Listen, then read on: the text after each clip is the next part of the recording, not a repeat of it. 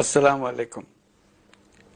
আমি আপনাদের সামনে হাজির হয়েছি অত্যন্ত হৃদয় বিদারক একটি সংবাদ নিয়ে।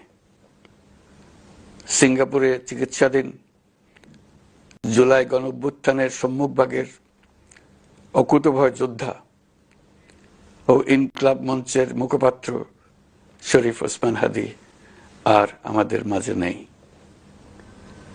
ইন্না লিল্লাহি ওয়া ইন্না ইলাইহি রাজিউন।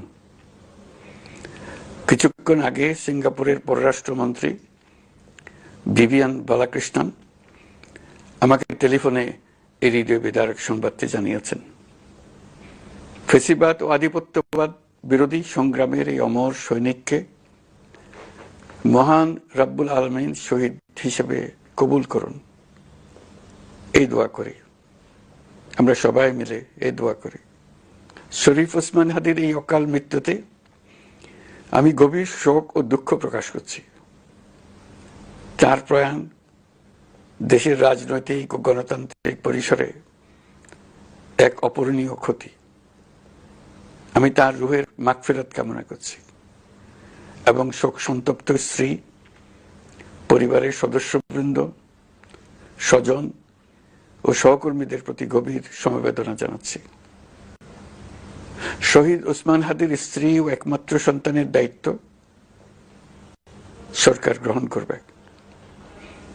শহীদ শরীফ ওসমান হাদীর অকাল মৃত্যুতে আগামী শনিবার একদিনের রাষ্ট্রীয় শোক ঘোষণা করছি। এই উপলক্ষে শনিবার দেশের সব সরকারি, আধা সরকারি মিশনগুলোতে জাতীয় পতাকা অর্ধনমিত থাকবে।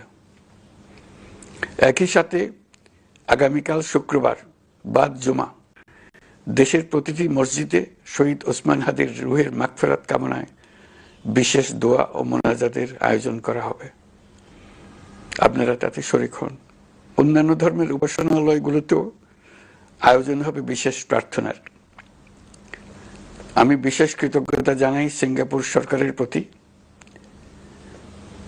যারা হাদীর চিকিৎসা অত্যন্ত আন্তরিকতা ও পেশাদারিত্ব দেখিয়েছেন। বিশেষ করে সিঙ্গাপুরের পররাষ্ট্রমন্ত্রী ভিভিয়ান বালাকৃষ্ণন, যিনি একই সঙ্গে একজন বিশিষ্ট চিকিৎসক, তার প্রতিও। তিনি নিজে হাদীর পরিচর্যা করেছেন, আমাকে নিয়মিত চিকিৎসা সম্পর্কে খোঁজ খবর দিয়েছেন। এই নৃশংস হত্যাকাণ্ডের সঙ্গে জড়িত সকল অপরাধীকে দ্রুত আইনের আওতায় আনা হবে এবং তাদের বিরুদ্ধে সর্বোচ্চ শাস্তি নিশ্চিত করা হবে। এই বিষয়ে কোনো ধরনের শৈথিল্য দেখানো হবে না। বিপ্লবী রক্তে উজ্জীবিত এই তরুণ নেতা ওসমান হাদী ছিলেন প্রতিবাদের অনন্য প্রতীক। তার কর্মের মধ্য দিয়ে তিনি শুধু প্রতিবাদ নয়, দেশপ্রেম, ধৈর্য ও দৃঢ়তার অনন্য দৃষ্টান্ত রেখে গেছেন। আমি দেশের সকল নাগরিকের প্রতি আন্তরিক আহ্বান জানাচ্ছি, আপনারা ধৈর্য ও সংযম বজায় রাখুন। আইন শৃঙ্খলা রক্ষাকারী বাহিনী ও সংশ্লিষ্ট সংস্থাগুলোকে পেশাদারিত্বের সঙ্গে তদন্ত কার্যক্রম পরিচালনা করে সুযোগ দিন। রাষ্ট্র আইনের শাসন প্রতিষ্ঠায় সম্পূর্ণরূপে প্রতিশ্রুতিবদ্ধ। আমি আবারও স্পষ্টভাবে বলতে চাই, ওসমান হাদী ছিলেন পরাজিত শক্তি ফ্যাসিস্ট সন্ত্রাসীদের শত্রু। তার কণ্ঠ স্তব্ধ করে বিপ্লবীদের ভয় দেখানোর অপচেষ্টা সম্পূর্ণভাবে ব্যর্থ করে দেন। ভয়, সন্ত্রাস কিংবা রক্তপাতের মাধ্যমে এদেশের গণতান্ত্রিক অগ্রযাত্রা কেউ থামাতে পারবে না।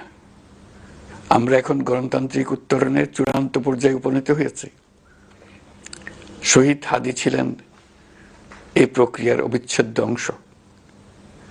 তার একান্ত ইচ্ছা ছিল আসন্ন নির্বাচনে প্রতিদ্বন্দ্বিতা করে নতুন বাংলাদেশ বিনির্মাণের পরবর্তী ধাপে সক্রিয় ভূমিকা রাখা। অত্যন্ত দুঃখের বিষয়, তার এই মহতী ইচ্ছা অপূর্ণ রয়ে গেল। তার স্বপ্ন বাস্তবায়নের দায় আজ সমগ্র জাতির কাঁধে ন্যস্ত। আগামী দিনগুলোতে আমাদের সবাইকে ধৈর্য, সংযম, সাহস ও দূরদর্শিতার সঙ্গে এগিয়ে যেতে হবে। যাতে নির্বাচন ও গণতন্ত্রের শত্রু ফ্যাসিস্ট সন্ত্রাসী অপশক্তিকে চূড়ান্তভাবে পরাজিত করা যায়। এই শোকের মুহূর্তে আসুন আমরা শহীদ শরীফ ওসমান হাদির আদর্শ ও ত্যাগকে শক্তিতে পরিণত করি, ধৈর্য ধারণ করি, অপপ্রচার ও গুজবে কান না দিই এবং যে কোনো হঠকারী সিদ্ধান্ত থেকে বিরত থাকে। যারা দেশকে অস্থিতিশীল করতে চান তাদের ফাঁদে পা না দিয়ে আসুন আমরা সবাই ঐক্যবদ্ধভাবে গণতন্ত্র, ন্যায় বিচার ও গণমানুষের অধিকার প্রতিষ্ঠার পথে অবিচল পদক্ষেপে এগিয়ে যাই। এটাই হবে শহীদ হাদির প্রতি আমাদের প্রকৃত শ্রদ্ধা। আল্লাহ।